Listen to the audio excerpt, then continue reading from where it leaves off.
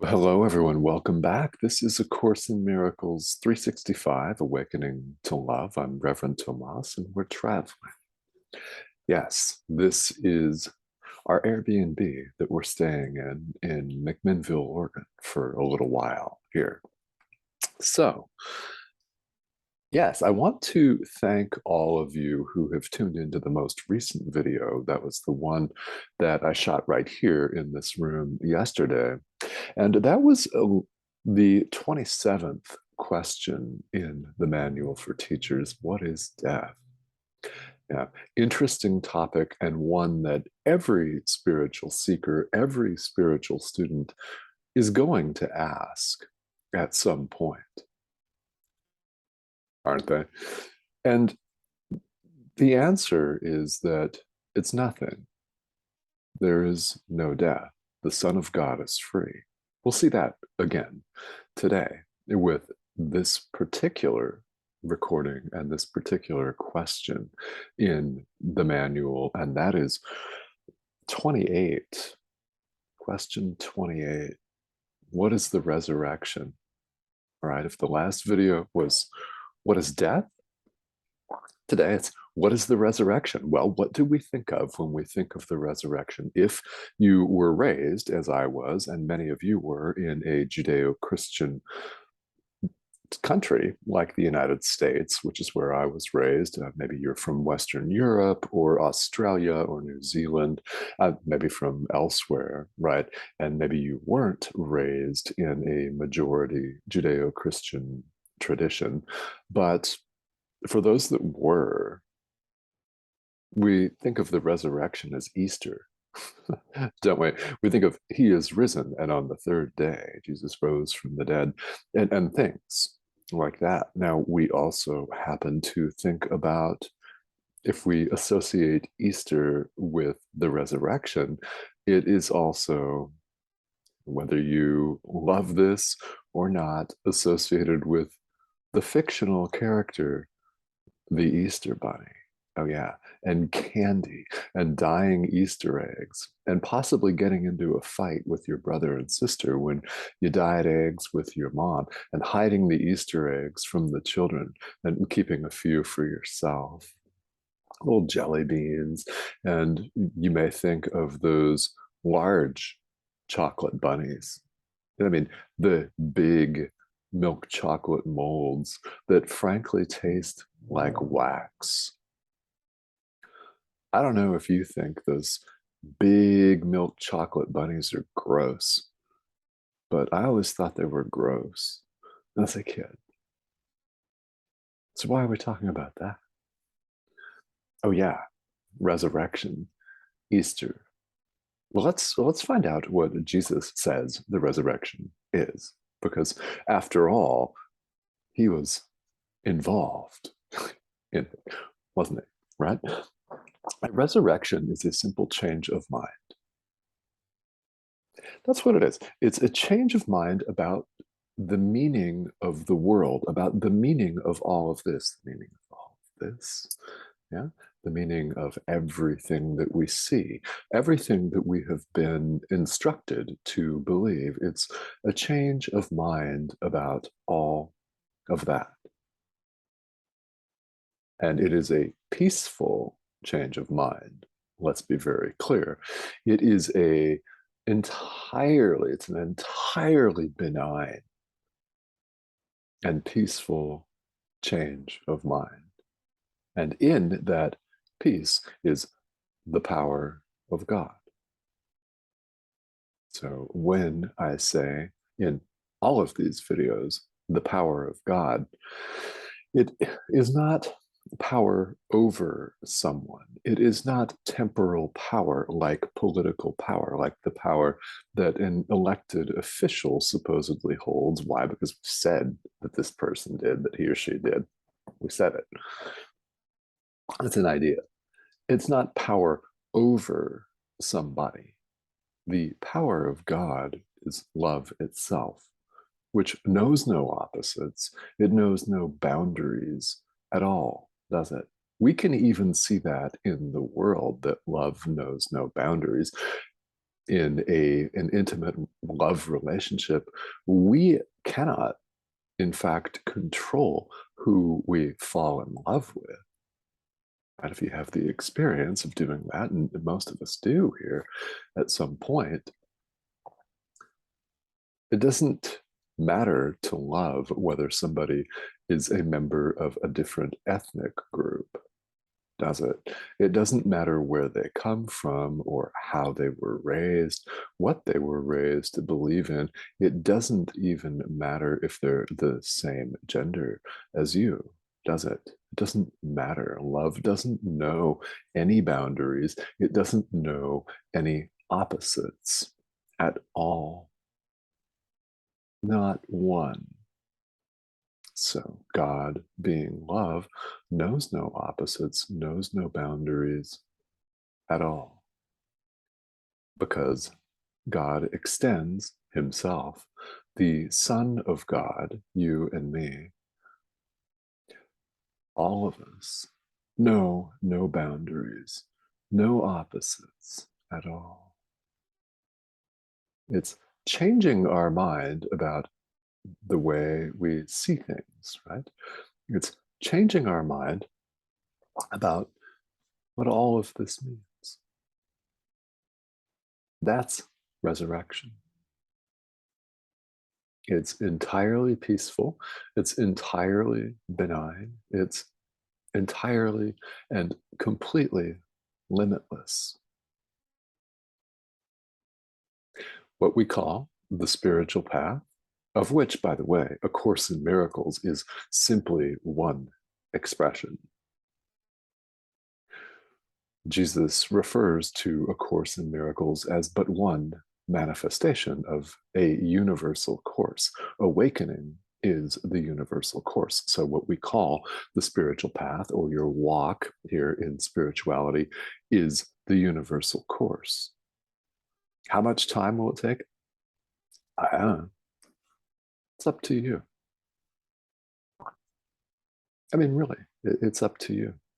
That's why Jesus says at the intro of A Course in Miracles, this is A Course in Miracles. It is a required course. Only the time you take it is voluntary. Now, required doesn't mean that you have to study A Course in Miracles. So don't think that's what it means. If you do, you'll simply cause yourself a bunch of needless and useless delay on the path, thinking that this is sectarian. It's not. Yeah, it's a self-study curriculum that applies to everyone. Anyone can take it at any time. It's all-inclusive, unlike some of the buildings we grew up in, like my fundamentalist Christian church that I grew up in that thought it was the only building in the world and monopolized truth because everybody went to this building at 11 a.m. on a Sunday, and other people that went to a different building across the street at the same time on Sunday were wrong. Yeah. Let's not fall into that, shall we? Enough time's been wasted on that. The universal course is our awakening. How will you get there? Well, there are many different doors. Thank God. There are many different spiritual traditions and religions in the world. This accounts for the mass quantity of them. There are so many. There are so many of us. And what's going to speak to you? Well, I don't know. But you'll know when it does speak to you. There are many doors here as part of the universal course, and it's up to us how much time we take. That's what Jesus means when he says, only the time you take it is voluntary. In fact, he said that to the scribe of A Course in Miracles, Helen Schucman, Dr. Helen Schucman, back in the 1960s when this scribing began, and that he was the one that dictated this to her. So it's up to us how much time we take on the path. We can save ourselves a tremendous amount of time, a countless number of years or lifetimes or eons by practicing forgiveness as it is outlined in this course. So whether you follow A Course in Miracles or not doesn't matter. It doesn't matter. I'm not here, none of us that teach the course should be here to proselytize. Now, I've had enough of that in my upbringing. Yeah, enough of our way is the only way. No, there's no separation or difference of any kind. We can only delay ourselves. So, what's the resurrection? It is a change of mind. It's a realization that, okay, I'm done with all of this delay. I'm done with suffering. I want the peace of God, and only that. That's what we're invited to seek, and only that, the peace of God. That's what Jesus invites us to seek. That is why it is such a prominent feature in this course of the workbook for students in particular. In fact, it's one of the ideas that we call lessons here in the workbook. So, how do we resurrect? Well, spiritual practice. It's very good to understand the metaphysics, to understand the teachings of this course or any other spiritual path. However, that is not enough. That guarantees you absolutely nothing. Where the action lies is in our practical application of these ideas, putting them into use and practice in your daily life. How will you, when will you forgive? Today. Yeah. That's where the action is, because by our own experience, the truth of what we learn studying demonstrates itself. It makes itself known, but we are the ones that put it into practice.